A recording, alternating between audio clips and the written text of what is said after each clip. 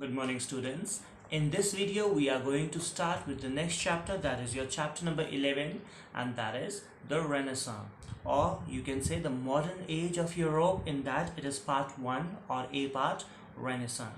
So here, let's quickly get down with the reading and explanation. So you can take out your books. If you have the same books as per my edition, I'll be giving you the page numbers also. So page number 97 we are starting from. It is the introduction. We see what does the word Renaissance means. So the word Renaissance means rebirth or revival, something coming all together in a new form. So that is Renaissance. It stands for the complex, you can say, transitional movement in Europe which took place somewhere in the medieval age and modern time. In between there, some different change in the entire society pattern, that was called as Renaissance. Even in the time period, if we talk about the centuries, we will say it will be somewhere around 14th century in Italy and lasting towards the 17th century. And that is basically the entire movement took place somewhere in the European area, European countries. That is why it is mainly restricted. Renaissance mainly restricted to Europe we talk about. But yes, it did have its effect or impact to various other places as well. During this period, many remarkable changes took place in Europe, first of all, and which had their impact on the history of the entire world, because new thought process, new ideas started coming and were taken into culture by the society of Europe, in European societies, in various countries we're talking about in Europe. When that happened, obviously, colonization started from Europe, and when that all started, these ideas, these thought processes were taken to different other parts of the world also. That is why we say that impact of Renaissance was not only on Europe but in different parts of the world as well. So first of all, we need to understand what were the main causes which led to the you can say start of Renaissance, or we can say causes of Renaissance. First is capture of Constantinople. Now, Constantinople was the capital of the Eastern Roman Empire, and it was the center of Greek and Roman cultures also. So the entire hotspot or the hub of the Greek and Roman culture was Constantinople. All the valuable manuscripts of all these cultures were preserved over there, were kept or maintained over there. But later we see that Constantinople fell into the hands of the Turks in somewhere around 1453 AD. Now, the Turks mostly drove away all the Greek and Roman scholars from there, and so as they were shifted to go back to Rome, or to the other parts of Europe, they also took away all their manuscripts which were preserved and maintained over there in Constantinople to the different parts of Europe. Now, with this particular transition, or with this particular movement of the manuscripts from that area to different parts of the European countries, these scholars were like geniuses, men of liberal outlook, humanism, logical thinking, and wherever they went, they took their particular manuscripts, their ideas, and they changed the society with those ideas. In this way, they revived the interest of people in the study of Greek philosophy, because when this Greek philosophy, Greek Roman cultural things, manuscripts, they started coming handy to the different parts of the Europe, then they started getting more inquisitive to know more of this knowledge, and that is why this Greek philosophy became one of the important sorted out things at that particular time period. So this revival of the learning of Greek classics made way for the new modern kind of a thinking, and that was known as Renaissance. Next, we see the second point is decline of feudalism. Now, what is feudalism? You need to be very clear to understand, very focused to understand this particular topic clearly. Here, I'll read it out for you slowly and explain you. Feudalism was a system according to which medieval European society was organized on the basis of land tenure. As per the land tenure or land taxes and the custody of the land, people were given particular ranks. Who had the land for the maximum time was the highest authority, and so on. Who worked or toiled the land, he was at the lowest particular area. So that is how I'll let you know. In this system, all the people from king down to the lowest landowner were bound together by obligation and defense. So this particular system, this particular pattern had the king, and then with the king there were the landowners, farmers, all of them one under the other. The king used to give estate to his lords, who were known as dukes and earls. So many of time you might say that dukes are the kings. They are basically in the English terminal dictionary, but here we see that the kings were the owners of the entire estate, and they used to give those estates and those areas, huge land areas, to the dukes and earls. The lords distributed as a part of their land among the lesser lords, or also known as the barons. So barons were the little lesser level of the lords, who provided them with military support. So barons used to give all the military support to all the other lords and dukes. Who provided them military support? The dukes and earls owned alliance directly to the king, whereas the barons owned alliance to the dukes and earls. So baron was under dukes and dukes and earls were under the lords and the kings. So that is how the entire society was divided. The knights formed the lower category of the lords. Among the lords, the lowest category was of the knights. Obviously they were also from the higher categories only, but among the higher elite category, they were from the lowest level. They were the fighters, or they were the warriors. The feudal lords did not cultivate their land and gave it to the peasants for cultivation. And then came the lowest category, and that was of the peasants, who used to work on that particular land which the lords, all these lords used to give them. The barons, the earls, and the knights, they all had their land pieces. They used to give these lands on rent, obviously, to the peasants, and they used to work on them and give them taxation and whatever the thing in cash or kind. So that is how the society was divided, and this never led any way for modern kind of thinking, any change in the pattern, any different kind of modern thinking getting into the society. So when this decline in feudalism started, then people started moving towards modern thinking, and that is why decline in feudalism, decline, it is just like caste system only. So when the decline of feudalism started happening, then even the people from the lower strata could also get the knowledge of the most important new topics, new doctrines, new ideas, and everyone started progressing. So you can say feudalism was a particular way or society pattern which was against any progress. So when this declined, obviously the progress started happening, and this led to the particular bringing up of a new kind of thinking, modern thinking, and that was Renaissance. Then new trade routes, or new trade routes. It was the navigators of Portugal and Spain played an important part when it comes to geographical explorations. They discovered so many new different trade routes because they were obviously most of the sailor traders, and so they kept on moving from various places. Constantinople fell in the hands of the Turks somewhere around 1453, and trade routes between the west and the east were closed by the Turks. Now what happened, the European countries had to come to the you can say Asian countries, so they could not use the Mediterranean Sea and all those areas which were obviously the shortcuts for them. So as a result, they had to find new different ways of coming to the Asian countries, and they discovered coming all the way down from African countries, and then coming towards the southern part of India, southern part of the East Asian countries. So that is how they discovered new sea trade routes, and moreover they even discovered the lower parts of Africa, the continent itself. So these geographical explorations made way to the new sea trade routes, and as a result they discovered new places also, and they started spreading their knowledge, their idea, their modern thinking, their liberal thinking to all these new different parts wherever they went. And they also imbibed a lot of cultural heritage from these countries also, because this was something, the freedom from there or the vibrance from there, all those things, the difference in the culture, that which was whatever appeals to them, they took that along with them and took that to their own motherland and to European countries. And that mixture of cultures gave way to a modern thinking of ideas, modern thinking of people, and that had all the liberal ideas taken together in that particular modern thinking of Renaissance. Next, we see the spirit of inquiry. In the medieval age, all human activities, both whether it was mental or physical, they were all controlled by Pope, who was the religious leader of those Catholics. and the church was the one who had entire authority. Human mind was basically stopped virtually, not to develop, not to think anything different, not to think out of the box, not to think what is not taught in the religion or by the religious leaders or by the cultural head.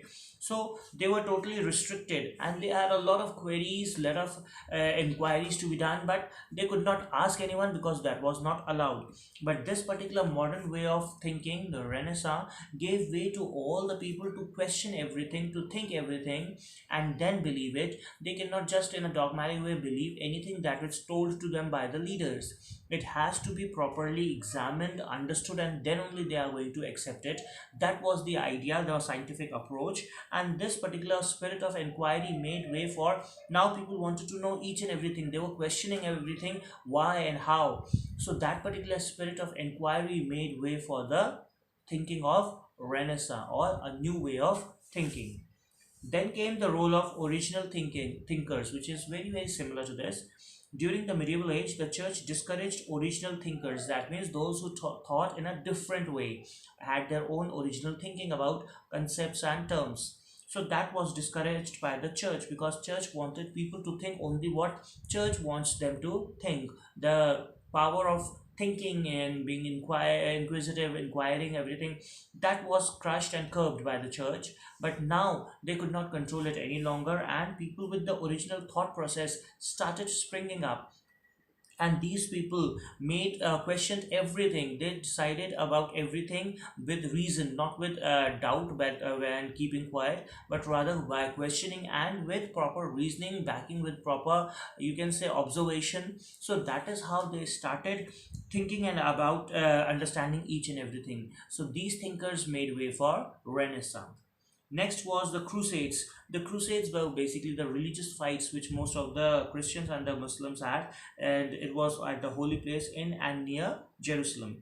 They brought the people of Europe into direct contact with the people of Asia, because these Christians were from the European areas and the Muslims were mainly from the Asian or the African, you can say, background. So they had a fight, and when they had fight, obviously you need to understand everything about your enemy a lot. So this gave them an interaction with the Asian people, with the other people, and that is how it opened world for them, because they got so many different ideas even from their enemies itself with the Crusades. So even those Crusades also made way for people to understand different cultures, each other's cultures, whatever the pros and cons were there, they understood it. And so most of the things were imbibed from there also. They took most of the positive points from there, and that is how it made way for Renaissance in most of these countries which were also involved in Crusades. Then we say development of science. In the age of faith, science had little scope for development, because at that time everything was to be given a permission by the church, by the pope, by the religious head. So they never made way for scientific thinking, because obviously that was very, very contradictory to the religion. So over there, no particular person had freedom to have scientific experiments. Even most of the scientists were killed, were imprisoned, were fined because of these particular experiments that they did, and they were totally against the religion, religious thinking. People believe that Earth is the center of the universe, but scientists told them no, it is not like that. It is the sun which is the center of our solar system. Earth moves around the sun. Whether they believed that sun was moving around the Earth, it was a flat earth theory, everything was there, and it was, whenever it was denied and proved wrong, religious leaders in a way were not ready to accept it. And that is how most of the people were not ready to were not given permission to have scientific experiments, anything that was contradictory to Bible or the religion. But now people started getting into observations and experimentation, and then proving it, and then believing a thing. So this particular scientific approach also made way for a new way of thinking of, obviously, Renaissance. Then we see invention of the printing press. By far this point, or this particular thing, became the most important thing for Renaissance. Why? Because earlier one book was written, and for making a copy of that particular thing usually took almost a month to 6 months, because it had to be written neatly with neat handwriting, everything handwritten. Even one mistake would make the entire page to be rewritten. So it has to be like proper designated people, or proper appointed people for writing a book, and they should also not make any mistake, no bad handwriting, nothing. All those things were there.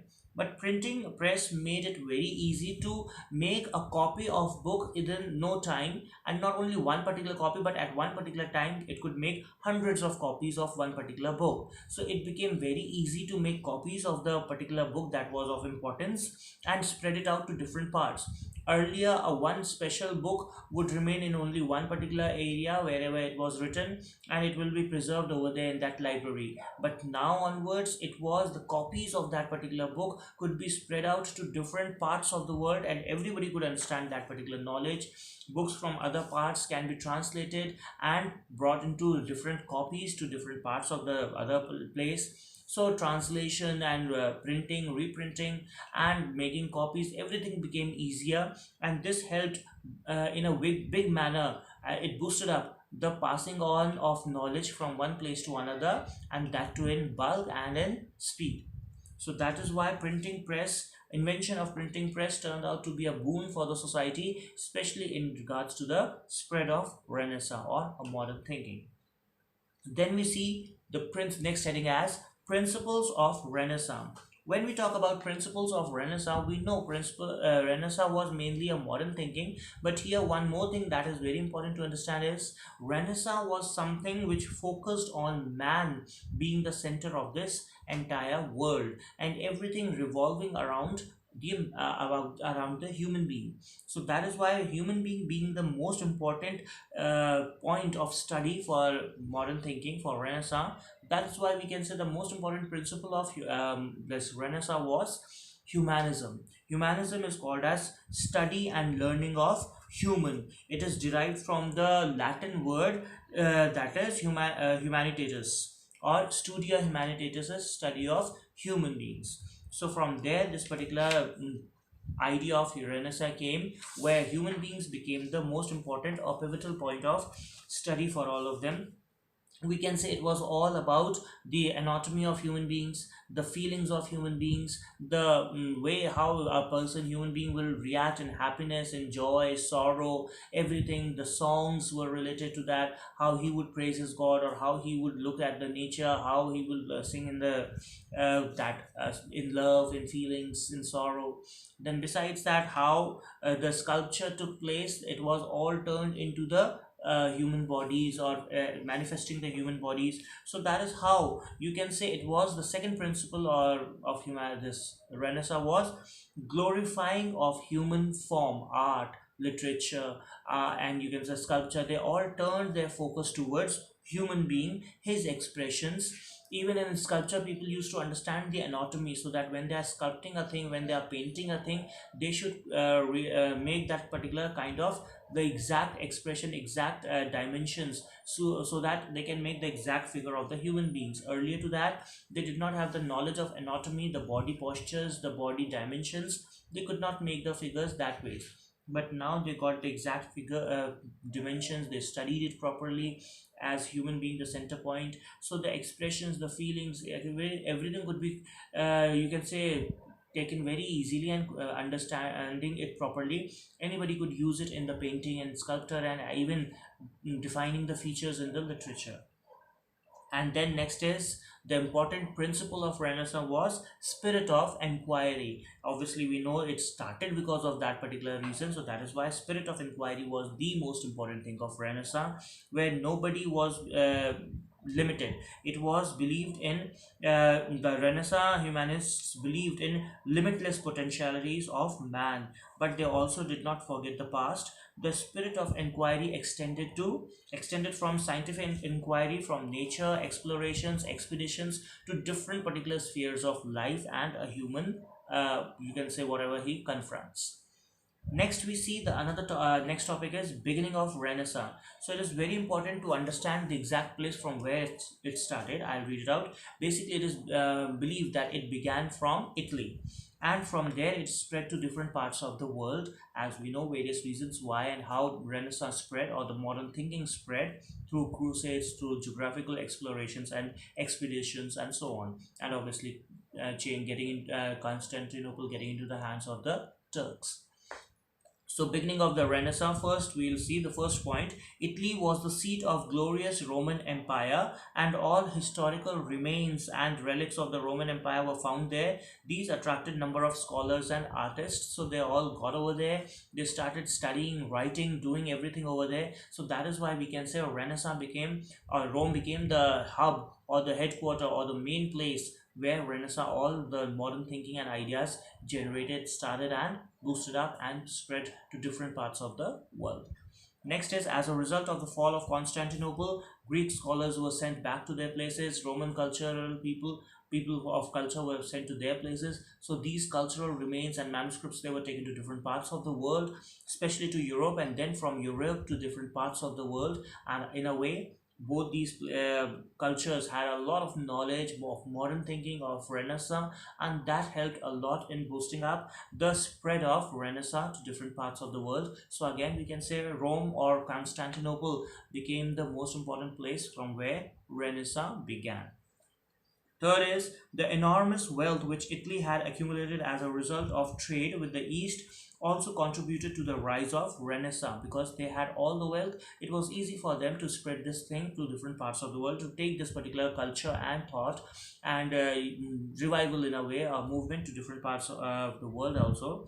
The wealthy merchants of Italy patronized the artists and literary figures and used their wealth for the revival of classical culture and literature. So culture, literature, art, painting, sculptures, all that were, you can say, manifested. They were brought into limelight by the wealthy merchants, and that is how humanism and Renaissance, it got a lot of patronization from all patrons. They were patronized by the wealthy merchant, and in this way they were spread to different parts of Europe and gradually to other parts as well.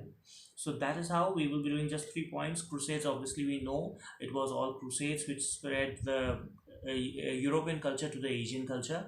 So that is how crusades also helped. So these were the reasons from where and how Renaissance began, and plus the causes of Renaissance we have done, and the principles of Renaissance also we have done. So we have come to the end of this video, and in the next video we will be understanding the impact of Renaissance, which is the next topic, and so on, the impact on different fields. So with this we come to the end of the chapter.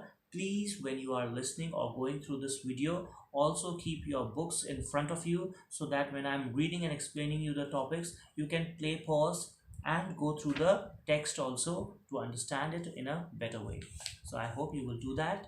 With all that, we will just come to the end of this video, and we'll start the next topic in the next video. Thank you.